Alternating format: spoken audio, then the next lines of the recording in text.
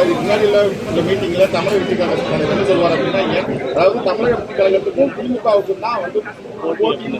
ஆனா இன்னைக்கு விஜய்க்கும் திமுகவுக்கும் மட்டுமே போட்டி வந்து 2026 தேர்தலும் போட்டி அப்படின்னு ஒரு கருத்தை சொல்வதற்கு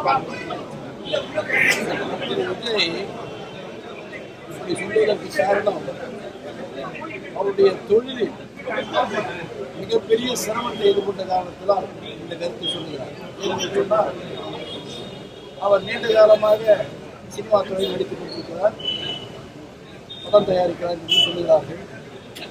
அப்படி தொழில் ரீதியாக பிரச்சனைகள் என்ற பொழுது புரட்சி தலைவி அம்மா அவர்கள் ஆட்சி காலத்தில் தலைவி அம்மா அவர்கள் அந்த பிரச்சனையை தீர்த்து வைத்து அவர்களுக்கு சுமூகமாக நன்றியோடு அவர்கள் சென்று கொண்டிருந்தார்கள். அரசியல் பக்கமே அவர்கள் அப்போது சிந்தித்து சொன்னால் தான் செய்கின்ற தொழில் பாதுகாப்பாக இந்த அரசு இருக்கிறது என்று கருதினார்கள்.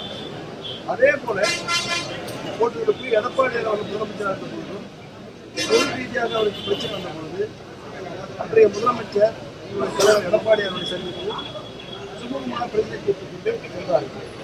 அந்த வகையில் அனைத்து இந்திய அண்ணா திராவிட முன்னேற்ற ஆட்சி பொறுப்பேற்கும் போது தனக்கு உதவியாக இருந்தது என்ற நன்றி உணர்வோடு அவர் இருந்தார். ஆனால் திராவிட முன்னேற்ற கழகம் ஆட்சிக்கு வந்த பின்பு திராவிட முன்னேற்ற கழகத்தினுடைய தலைவர் திரு ஸ்டாலினுடைய மகன் சினிமா துறையில் இருக்கிற காரணத்தினால் அவரே தயாரிப்பாளர், அவரே விநியோகித்தார்.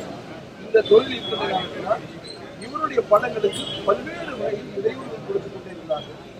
அதனால் கடுமையான மன உளைச்சலுக்குள்ளான அவர்கள் கடுமையான கோபத்தில் இருக்கிறார்.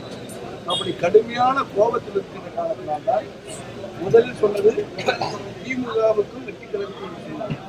இன்னும் கோபம் கூடிவிட்டது. அதனால் நேரடியாக வந்து விட்டார்.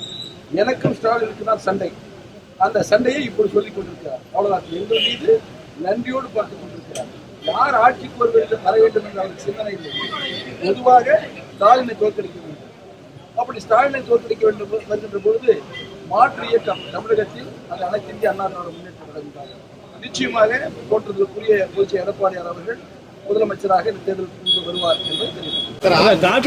காப்பி டு பேஸ்ட் என்பது அதிமுக வந்து கை வந்த கலை என்பது ஸ்டாலின் சொல்லியிருக்காரு சார். என்ன நல்ல விளக்கம். அதிமுகவுக்கு வந்து காப்பி டு பேஸ்ட் என்பது கை வந்த கலை. திட்டங்களை அப்படியே பின்னோக்கி பாருங்க. அப்படியே பின்னோக்கி வந்தீங்கன்னா புதுசா ஆட்சிக்கு வந்த பின்னாடி எல்லாமே ஜெராக்ஸ் போட்டது தான். ஜெராக்ஸுக்கு பேர் போனவர் ஸ்டாலின். ஸ்டாலினுடைய தொழில் மறக்காம ஞாபகப்படுத்துறாரு. அவ்வளவுதான்.